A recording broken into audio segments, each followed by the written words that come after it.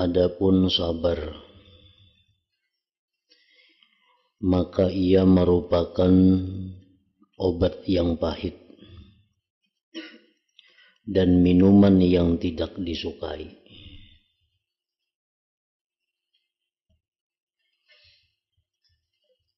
Sebagaimana sabar itu maknanya adalah pahit pada logat. Tetapi sabar yang pahit tadi mengandung barakah dan menarik setiap manfaat, serta menolak segala mudarat dari diri engkau. Apabila obat adalah begini sifatnya, maka manusia yang berakal pasti mau memaksa nafsunya untuk meminumnya, menelannya, serta menahankan kepahitannya. Baunya yang menyengat dan berkata, pahit sejenak berarti nyaman setahun. Jadi sabar ini adalah laksana obat yang pahit, namun di dalamnya banyak berkah, banyak manfaat, kesembuhan. Nah, orang yang berakal pasti tidak ada masalah dengan sesuatu yang pahit itu apabila membawa kepada kesehatan, membawa kepada kenyamanan. Nah, lain halnya dengan orang yang tidak berakal, seperti kanak-kanak. Nah, kanak-kanak tuh paling sulit diminumi obat yang pahit karena inya kada mengerti. Nah, jadi anak-anak itu orang yang belum berakal. Wajar mereka kada mengerti bahwa nang pahit itu akan membawa manfaat.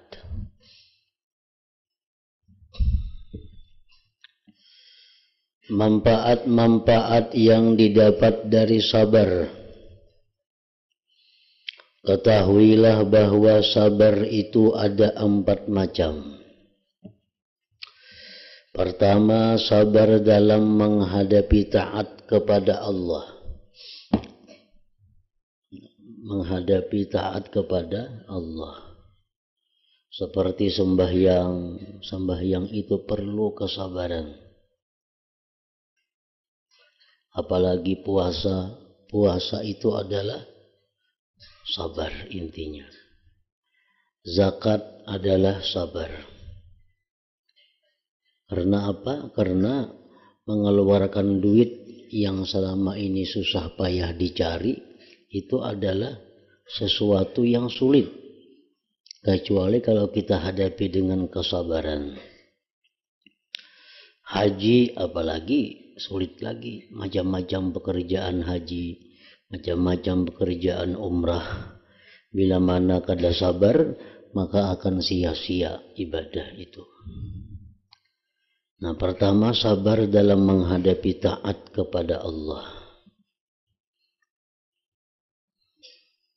Di musim dingin umpamanya, Allah memerintahkan bahwa kita berwudu sebelum salat. Nah, berwudu itu di musim dingin adalah sangat sulit, sangat menyakitkan. Tetapi karena itu perintah Allah, maka berwudu dengan susah payah tadi dihadapi dengan sabar. Yang kedua, sabar dari menghadapi maksiat. Bermacam-macam godaan yang datang agar kita berbuat maksiat.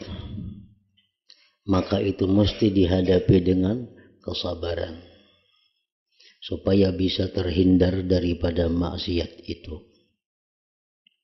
Sabar dari menghadapi kelebihan dunia.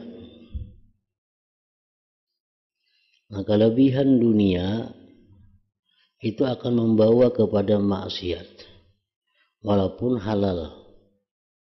walaupun halal. Orang nang kebanyakan berisi duit, orang kebanyakan berisi emas, kebanyakan berisi macam-macam kabun, kebanyakan berisi ternak, padahal asalnya halal aja. Tapi karena kebanyakan itu berisi lalu akhirnya membawa kepada maksiat. Kenapa sebabnya?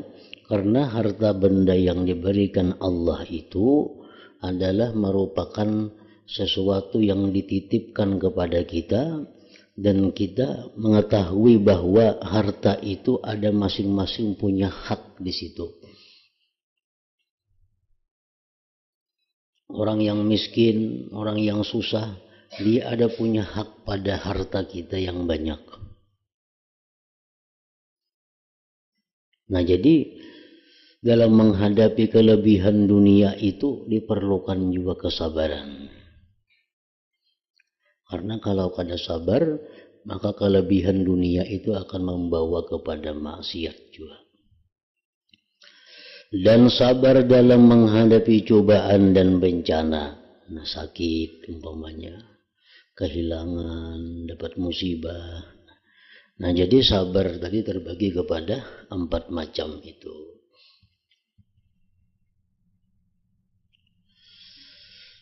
Apabila seseorang sanggup menanggung kepahitan sabar dan mampu bersabar dalam 4 tempat tadi, maka ia akan bisa taat, bisa istiqamah, dan memperoleh pahalanya yang besar di akhirat.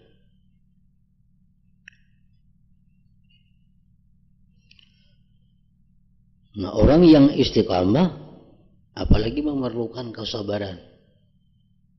Lebih daripada sekedar orang yang melakukan taat. Umpamanya sembahyang 5 waktu. Itu kita dengan sabar melaksanakannya sehingga terlaksana 5 kali sehari.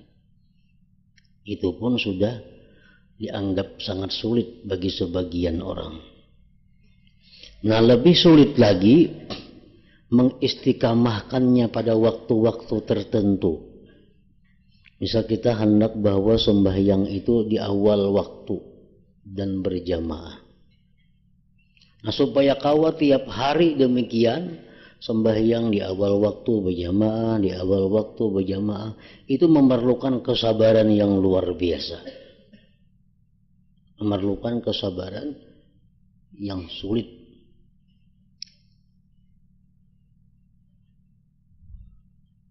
Jadi untuk satu taat diperlukan kesabaran, apalagi untuk istiqamah dalam taat itu lebih lagi diperlukan kesabaran. Nah, bila mana kita mampu bersabar dalam 4 keadaan tadi, maka kita bisa mendapatkan taat, bisa istiqamah, memperoleh pahala yang besar di akhirat. Kemudian juga tidak mudah terjerumus ke dalam maksiat dan bencana maksiat di dunia serta yang mengikutinya di akhirat. Tidak pula dicoba dengan mencari dunia dan apa yang menjadi rangkaiannya, yaitu sibuk bekerja di dunia serta menanggung apa yang mengikutinya di akhirat. Lalu tidak pula digugurkan pahala amal yang ada hubungannya dengan cobaan dari Allah.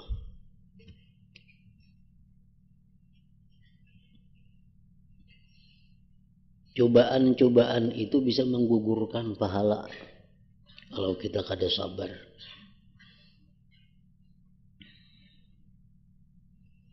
Bila mana kita sabar, maka pahala-pahala yang sudah disimpan itu bisa selamat sampai kita di akhirat.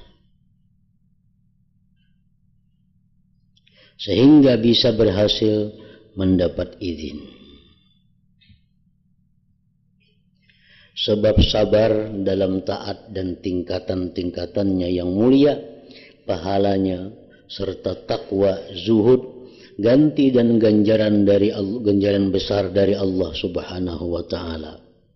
Perincian pahala itu merupakan suatu perkara yang tidak seorang pun mengetahui kecuali Allah Ta'ala. Pahala sabar ini hanya Allah yang mengetahui berapa kali lipat ganda. Contohnya, orang yang tidak sabar itu bisa menggugurkan ibadah nang dahulu-dahulu. Orang ini berduit, lalu inya tiap hari bersedekah. Nya sugih, saban hari bersedekah 100.000, saban hari 100.000 bersedekah, sebulan 3 juta, bertahun-tahun nya sugih tadi bersedekah tiap hari 100.000, sehingga mau dihitung dah sedekahnya itu miliaran jumlahnya, miliaran. Lalu si kaya yang sosial ini suatu saat dia dapat musibah. Musibahnya menghabiskan seluruh hartanya. Hartanya habis. Nah, ini perlu kesabaran, karena kalau kada sabar bisa menghabiskan harta dan pahala yang telah dilakukan bertahun-tahun lalu. Jadi ini dapat musibah ini habis hartanya, lalu tak pikir, dahulu aku sing banyakan sosial, ben hari 100.000, bermiliar-miliar dahulu aku. Jangannya kada aku beriakan dahulu tuh selamat, aku kada bangkrut macam ini. Nah, timbul ada semacam satu penyesalan terhadap sedekah yang telah lalu itu. Nah, karena kada sabar, lalu inya menyesali perbuatan baik yang telah lalu, maka penyesalan itu akhirnya menggugurkan pahala.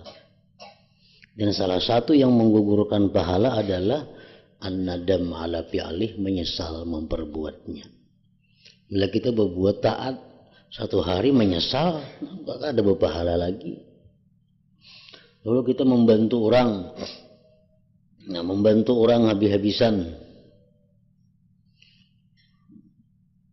Sekalinya orang ini memusuhi lawan kita, maka mulai akan disekolahkan, diberi makan, sampainya sugih, dibantu. Sekalinya memusuhi kita.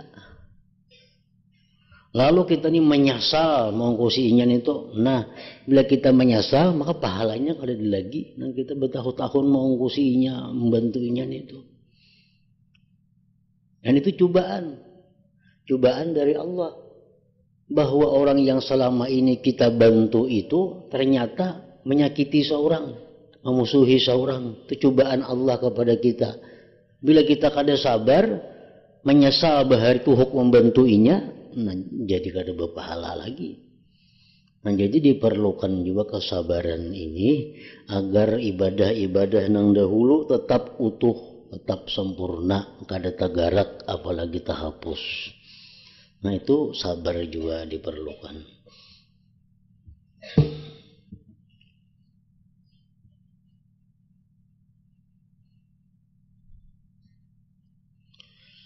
Adapun menolak kemudaratan, maka pertama kali orang yang bersabar dapat melapangkan dirinya dari kesukaran, keluh kasah. Kepayahannya di dunia, memikul dosa dan siksanya di akhirat.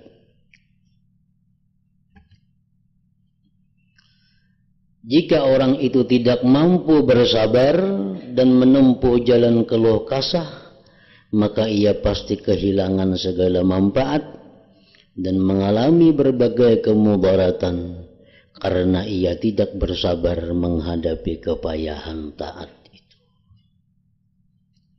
Orang yang kada sabar dapat musibah umpamanya dubul, dunia akhirat sakit.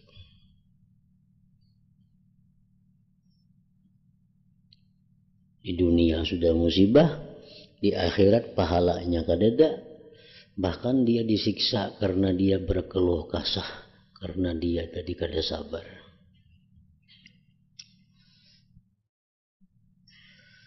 Jadi ia tidak mau melakukan taat dan tidak bersabar untuk menjaga taat sehingga menyebabkan ia menggugurkan taat, atau tidak sabar mengekalkan taat, maka tidak bisa sampai pada kedudukan yang mulia dari derajat istiqamah. Ya, tadi kita taat itu sudah perlu kesabaran. Untuk mengekalkan taat itu supaya rutin, itu perlu kesabaran pula. Atau tidak sabar menghadapi maksiat. Ada sabarnya menghadapi godaan maksiat itu, yang menyebabkannya terjerumus ke dalam maksiat. Atau tidak sabar menghadapi fudul, kelebihan perkara yang tidak ada gunanya, yang menyebabkannya sibuk dengan fudul, kelebihan-kelebihan dunia. Dunia datang bakaliwaran lawan inya. Atau tidak sabar menghadapi bencana, yang menyebabkannya terhalang dari pahala sabar. Kadang-kadang memperbanyak keluh kesah sehingga kehilangan ganti pahala musibah karenanya. Jadi ia menanggung dua musibah, kehilangan sabar satu, serta kehilangan ganjaran sabar dan ganti musibah. Turunnya perkara yang dibenci dan terhalangnya sabar. Orang dapat musibah itu berpahala. Yang kedua diganti Tuhan pulang. Tapi dengan catatan sabar. Pahala diberi Tuhan, nang hilang itu diganti oleh Tuhan.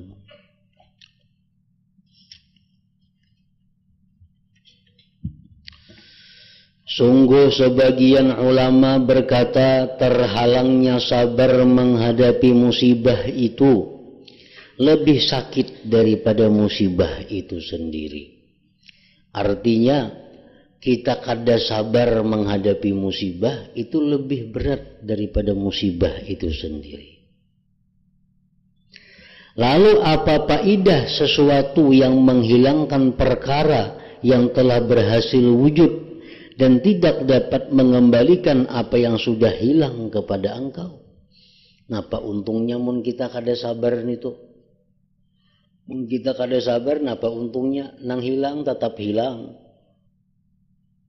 Lapang dapat nang hilang mun kita kada sabar, kada. Orang nang sakit, inya kada sabar. Kalau pang ampih sakitnya kada. Nah, jadi pahala yang sudah didapat pun hilang karena ketiadaan sabar tadi. Karena itu bersungguh-sungguhlah apabila engkau keluputan salah satunya, jangan sampai yang satunya lagi terlepas. Kalau sudah kehilangan semacam, nah cukup semacam itu aja, hadapi dengan sabar. Supaya jangan kedua-duanya hilang. Amun kada sabar, nang ada hilang, pahala hilang.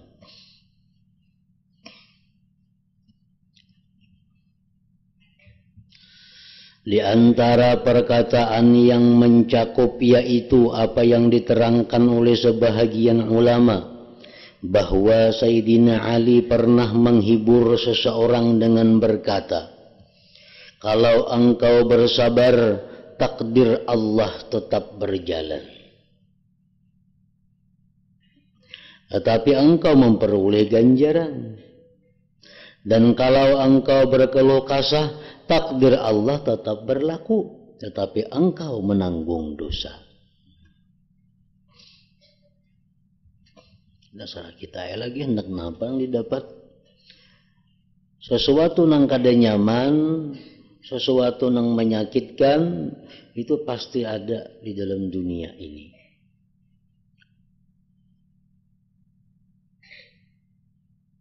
Karena dunia tempatnya sesuatu yang sakit.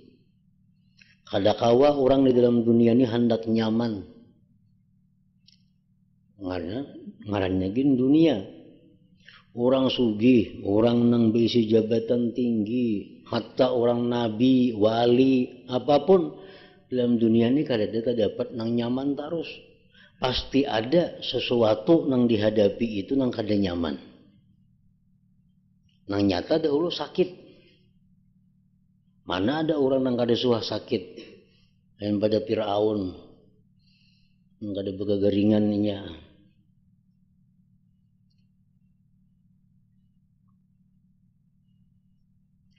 Nah, jadi keadaan manusia dalam dunia sudah demikian. Dunia tempatnya penyakit, tempatnya musibah. Nah, kita hidup di dalam dunia ini mesti bermodal ngarannya sabar itu. Mau kada mau. Setiap ada di dalam dunia ini kenikmatan, di belakangnya itu ada penyakitnya, ada bahayanya. Itulah dunia. Lain surga. Surga itu kenikmatan murni, kenikmatan, kada ada ipik sampingnya. Dalam dunia kita makan nang manis-manis, nang bergula-gula, salih semaan kada ingatan. Katuju makan nang pada-padas, nyaman. Kaina mah jantamnya. Nah, lain di surga. Nah, apa aja yang dimakan nang nyaman sebanyak-banyaknya kada ada ipik samping. Jadi dunia ini memang demikian diciptakan Allah. Allah memberikan kita ilmu supaya kita bersabar menghadapi demikian itu. Perkataan para ulama, talabur raha fid dunya muhalun. Mencari kelapangan, mencari kebahagiaan, talabur raha fid dunya, di dalam dunia ini muhalun, mustahil. Artinya kenyamanan diri. Nah, kenyamanan ibadah itu kawah aja dicari di dunia ini. Kayak apa supaya nyaman beribadah tuh ada jalannya. Kayak apa supaya nyaman sembahyang ada caranya. Kayak apa supaya nyaman berzikir tuh kawah dicari. Namun kayak apa supaya nyaman hati bahagia dalam dunia, awak nyaman, kemana mencari? Kada ada. Kemana aja pasti ada kada nyamannya itu. Talabur raha fid dunya muhalun. Mencari kelapangan, mencari ketenangan di dalam dunia ini mustahil.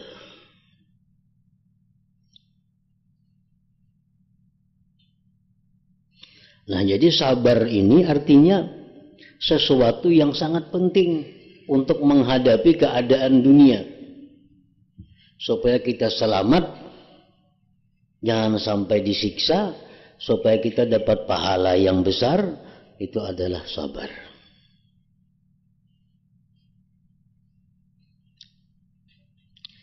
Secara ringkas dapat dikatakan bahwa memutuskan hati dari rintangan yang sudah terbiasa dan mencegah nafsu dari melakukan kebiasaan-kebiasaan yang sudah mengakar dengan tawakal yang murni kepada Allah dan meninggalkan mengatur persoalan, melainkan menyerahkan sepenuhnya kepada Allah tanpa mengetahui rahasianya, serta menahan nafsu dari membenci dan berkeluh kesah, padahal nafsu cepat kepada membenci apa yang dihadapi, memaksa nafsu supaya tetap riba dan menelan obat pahit.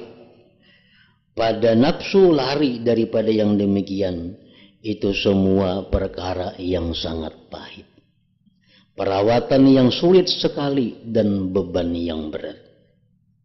Tetapi adalah rancangan yang benar dan jalan yang lurus, mempunyai akibat yang terpuji dan keadaan yang beruntung. Walaupun pahit, sabar itu walaupun kada nyaman, tapi mun hendak untung kainanya, hendak nyaman, nah makan hanang pahit itu.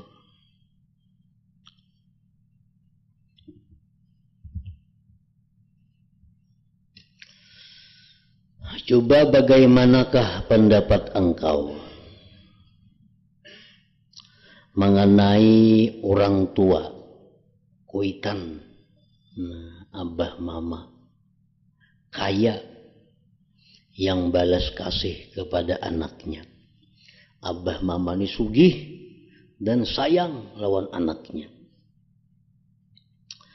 Apabila orang tua itu tidak memperbolehkan anaknya yang dikasihi itu makan kurma atau apel karena mata anak itu sakit, dan menyerahkannya kepada guru yang keras demi kebaikan si anak, yang menahan anak itu sepanjang hari di dekatnya sampai bosan, orang tua itu juga membawa anaknya ke tukang bakam untuk dibakam, sehingga si anak merasa sakit dan gelisah. Apakah orang tua yang bertindak semacam ini karena pelitnya?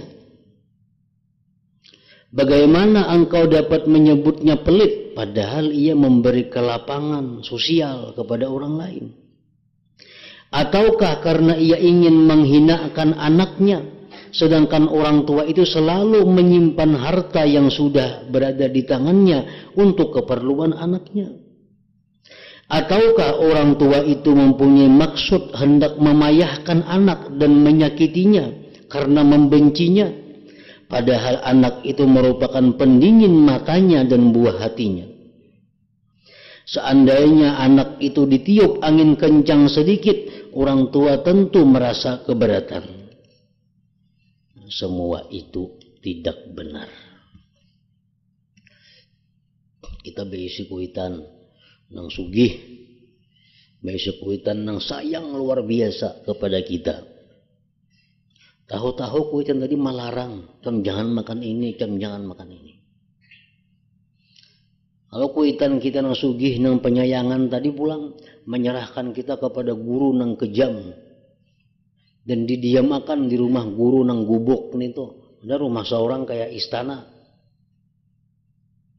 Nah, apakah kuitan itu pemalarkah? Tiap pemberian halawan orang-orang. Kemudian pulang si anak diserahkan kepada tukang bakam, dibakam. Si anak menderita kesakitan. Apakah kuitan ini kada sayang kalawan anak? Padahal anak itu adalah pendingin hatinya. Nah, alasan yang benar tepat ialah orang tua tersebut mempunyai pendapat bahwa kebaikan anak bisa dicapai dengan menyerahkannya kepada guru dan dibekam. Sedikit kesulitan dan sakit sebentar itu bisa menyampaikan si anak kepada kesenangan yang banyak, manfaat yang besar. Nah, itu nang bujur. Kuitan tadi bukan pemalar menangati kita ini itu. Kuitan kita bukan kada sayang menyuruh kita begana di rumah guru nangka itu nang kejam. Kuitan itu bukan kada sayang sidin membawa kita ke tukang bakam untuk dibakam. Nah, semua itu sidin lakukan adalah karena sayang. Karena sidin melihat bahwa nang sakit-sakit satu mat ini akan membawa kebahagiaan dan kelapangan yang selama-lamanya bagi si anak. Nah, itu nang bujur-bujur kuitan nang sayang ngarannya. Kuitan nang bujur-bujur sayang lawan anak itu adalah kuitan nang menyelamatkan dunia si anak dan akhiratnya. Itu kuitan nang bujur-bujur sayang lawan anak. Bagaimana pula pendapatmu tentang dokter pandai yang berkehendak baik, lagi pula mencintai pasiennya, ketika ia melarang si pasien minum, padahal pasien itu sangat dahaga. Malahan ia memberikan obat pahit yang sangat dibenci pasien, yang membuat pasien itu mengeluh.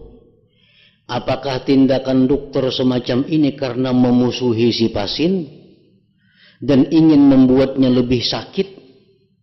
Tentu tidak. Kamu jadi dokter kada boleh minum dulu. Berapa hari, 2-3 hari kada boleh minum banyu. Pada sing hausan pasien. Nah, ini obat, nah makan. Obatnya saling pahitan. Apakah dokternya benci lawan pasien itu? Maka dikaitui. Apakah dokter ini memusuhkan lawan si pasien itu? Tentu tidak, tentu tidak. Bahkan itulah kehendak baik dan berbuat baik. Karena dokter yakin bahwa bila pasien itu dituruti kehendaknya ingin minum, maka bisa menyebabkan kematiannya. Ini dokter pasien hendak minum, dinginumi bisa mati. Jadi dilarang minum si pasien ini. Kada boleh makan ini, kada boleh makan itu. Dokter ini bukan benci lawan pasien, kada, tapi kasihan, sayang kalau dituruti kehendak pasien mati. Nah, yang dimaksud dengan contoh-contoh ini adalah renungkanlah. Apabila Allah menahan darimu roti atau dirham. Allah menahan rezeki. Sedikit Tuhan beri rezeki beberapa titik. Setelah telapak tangan itu tuhuk mengumpulkan tik tik tik, nangka itu datangnya rezeki. Ada kayak ulang begitu dibuka keran bros keluar banyu, kada muat tangan. Ini kada seharianan kada hibak telapak tangan dan banyu nang keluar. Nah, Tuhan menahan rezeki. Renungkanlah apabila Allah menahan darimu roti atau dirham. Engkau akan tahu dengan yakin bahwa Allah Ta'ala menguasai apa yang engkau kehendaki dan kuasa mendatangkan apa yang engkau inginkan. Tidak ada yang tersembunyi bagi Allah. Allah tidak fakir, Allah tidak lemah, Allah tidak pelit. Allah maha tinggi dan maha suci dari semua itu. Allah adalah zat yang paling kaya di antara yang mengaku kaya. Allah adalah zat yang paling kuasa di antara yang mengaku kuasa. Allah mengetahui daripada orang yang mengetahui. Allah lebih pemurah dibanding orang yang mengaku pemurah. Nah, jadi kalau begitu engkau mengetahui dengan sebenarnya bahwa kalau Allah mencegah rezeki dari engkau itu adalah karena Dia berkehendak baik dan sudah menjadi pilihannya. Tuhan tuh irit rezeki lawan kita. Bukan Tuhan pamalar kada. Bukan Tuhan tuh kada sayang kada. Tapi Tuhan tahu. Amun ge Tuhan ini kuluruk rezeki, ini bahaya, bisa lupa diri orang ini. Nangkainnya aja sudah kata pipa ibadah aja Tuhan ini. Amun diluruk makinnya ayahnya kata pipa ibadah lagi. Nah, demikian kalau Tuhan tuh sayang kepada manusia, sayang kepada seseorang. Tapi mun Tuhan kada sayang, yang lain kisahnya. Dilanjurnya oleh Tuhan, dilanjur. Nah, kalau Tuhan sayang kepada seorang hamba mesti demikian. Ya tadi, disedekiti Tuhan rezeki, awak disakitakan Tuhan. Ya Tuhan ini yang menyasihat terus kada ingat lawan aku. Nang garing aja tapi ingat apalagi sihat. Nah, ini digaringakan Tuhan, diberi Tuhan rezeki yang sedikit. Nah, itu kalau Tuhan sayang.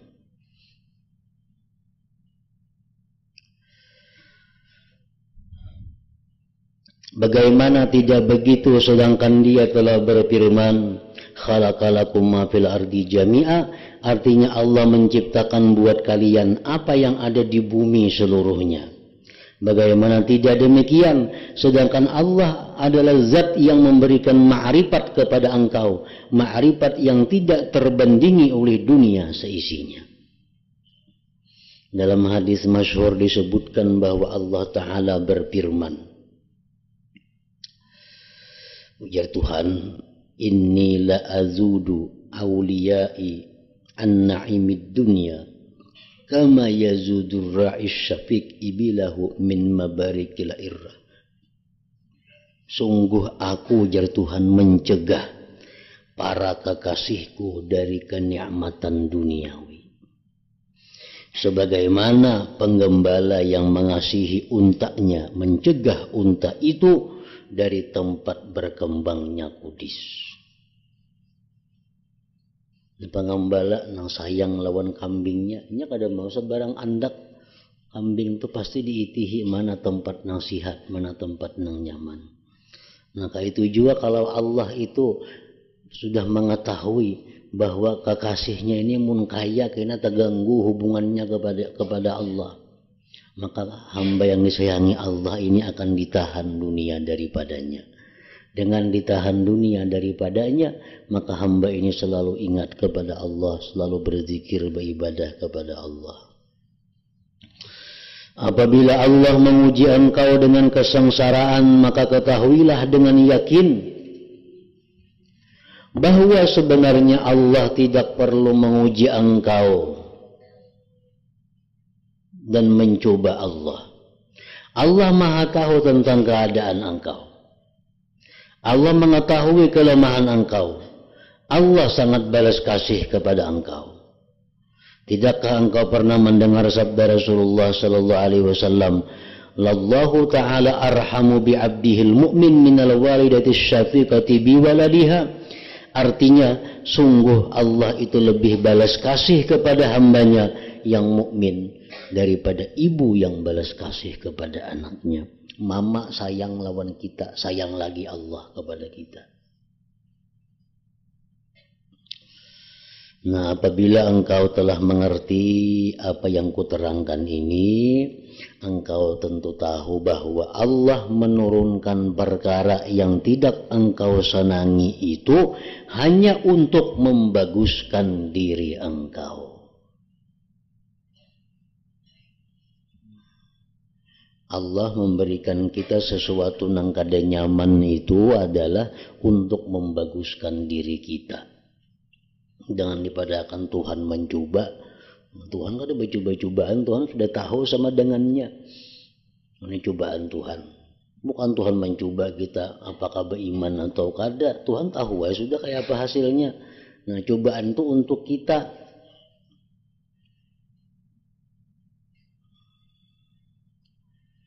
Hanyalah untuk membaguskan diri engkau, tetapi engkau tidak mengetahuinya.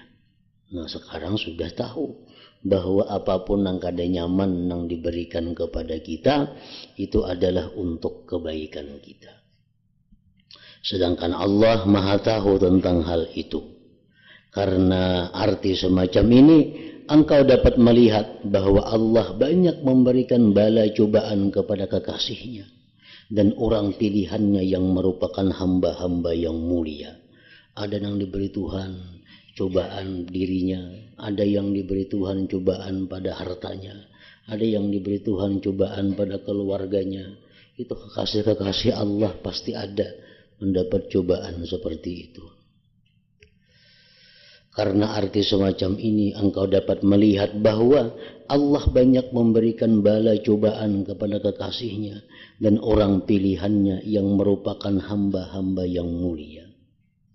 Jadi bila awak kada pina sakitan, awak pina kada da uyu, rajaki pina lancar, dalam rumah tangga pina kada ada masalah, padahal beribadah kaitu aja lawan Tuhan. Nah, ini orang mestinya takut kepada Allah. Ini orang kada disayangi Tuhan. Contoh orang yang kada disayangi Tuhan, awak sihat. Jangan suka awak sihat itu. Ini umur 60-70 pina suka bener awak sihat. Jadi pemantang ya aku kada tahu kada disayangi Tuhan itu. Nah, jadi awak kada tapi sihat. Itu termasuk cobaan kepada kita. Jadi orang yang kada saling geringan, kada ada penyakit apa paling salismaan, penyakit paling sakit kepala, sakit buah guring hampir. Yang kada sing geringan, harta datang bina lancar kada ada masalah, anak bini bina kada ada masalah. Pada tahajud balang kambingan, sembahyang banu berjamaah banu kada, banu takadha sembahyang, berzikir kada 20.000 juga sehari. Tapi kada ada cobaan orang nih. Nah, itu awas.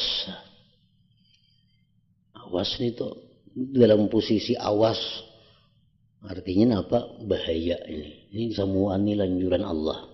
Karena kalau Allah sayang lawan hambanya, pasti sudah hamba itu diberinya sesuatu yang kada nyaman, baik harta atau dirinya atau anak bininya atau apa yang dicintainya pasti terhalang. Rasulullah bersabda, "Idza ahabballahu qauman ibtalahum." Artinya apabila Allah mencintai suatu kaum, maka Allah memberikan bala kepada mereka. Orang yang banyak karena bala itu orang yang paling disayangi Tuhan.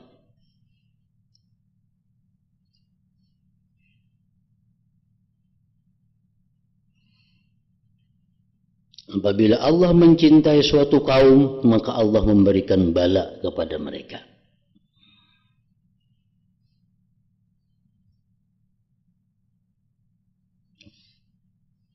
Dan Nabi bersabda, inna asyaddan nas bala'an al-anbiya summa syuhada summa al-amsalu fal-amsal. Artinya sungguh manusia yang paling keras balanya adalah para nabi. Kemudian orang-orang yang mati syahid. Kemudian orang yang mulia. Lalu orang yang di bawahnya. Artinya makin kurang mulia kita di sisi Allah, makin kurang bala nang diterima. Makin kurang kedudukan kita di sisi Allah, makin sedikit bala nang diterima. Makin tinggi, makin banyak balanya.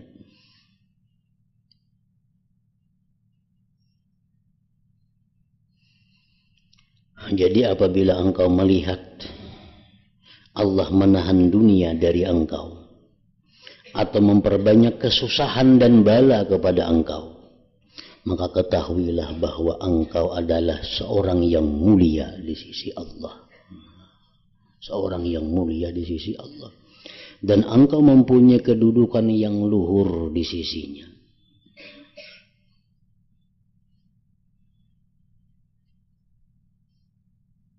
Orang-orang kita berhindar lawan Tuhan daripada bala. Namun orang-orang wali, Allahumma zidni bala'a, ya Allah tambahi lagi bala itu lawan aku. Nah, apa orang untuk mengejar kedudukan tinggi di sisi Allah Ta'ala.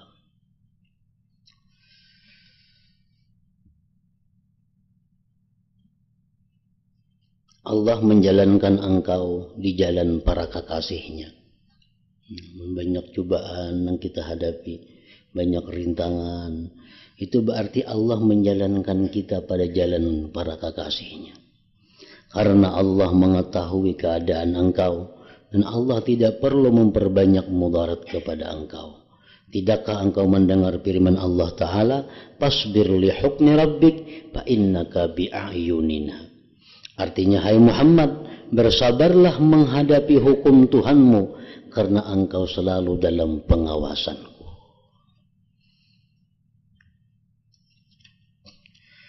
Tetapi ketahuilah anugerah Allah yang diberikan kepada engkau mengenai apa yang dijaga oleh Allah, yaitu apa yang membaguskan diri engkau. Allah juga banyak memberikan ganjaran kepada engkau, menempatkan engkau di tempat orang-orang yang baik dan mulia di sisi Allah. Betapa banyak kesudahan yang terpuji dan karunia yang mulia. Semoga Allah memberikan taufik dan anugerahnya kepada kita semua. Amin ya rabbal alamin.